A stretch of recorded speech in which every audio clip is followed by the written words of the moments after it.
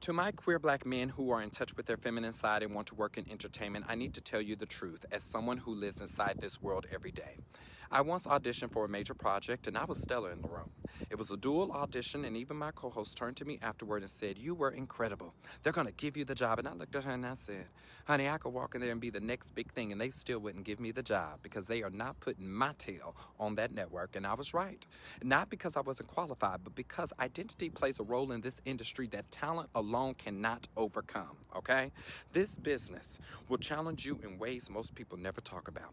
Not the work itself, but the way your identity gets filtered through everyone else's expectations and discomforts. You will deal with white people and people of other races who celebrate you only as long as you remain entertaining and non-threatening. The moment your presence becomes too real, too layered, too grounded, the room shifts. You will deal with black people who want you to present yourself in a way that aligns with their idea of masculinity. And if you do not, they may withhold support, not because you are not gifted, but because your existence disrupts what they were taught to expect. You will deal with gay people who will lift you up only if your identity aligns with their desires or their idea of what queerness should look like. If they are not attracted to you or do not see themselves reflected in you, you may become invisible to them too.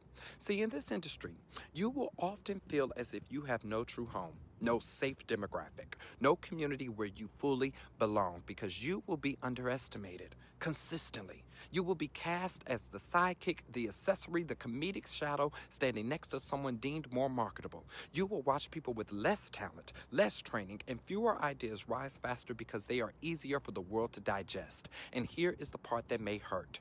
Do not expect those who are winning to bring you with them. Even the ones who look like you, even the ones you've supported, because they too often benefit from the very norms that limit you. Their access depends on maintaining proximity to what society finds acceptable, and they may cling to that without ever noticing the privilege that it gives them. But the biggest challenge is learning how to exist inside a system where every part of who you are is simultaneously desired and rejected. See, your femininity will be praised, but only when it entertains. Your blackness will be celebrated, but only when it fits the narrative. And your queerness will be embraced, but only when it is palatable. And your full self, the intersection of it all, may feel like too much for everyone. And this is the reality. And that's not to discourage you, but to prepare you. Because if you choose this path, you must walk into it knowing that the world is still learning how to hold space for people like us. And you will spend much of your career carving out room where no room was ever intended. But if you understand these truths, if you prepare for them, then you can navigate this industry without losing yourself in the process. Because while we may not always belong in the spaces we enter, we still have the power to reshape them.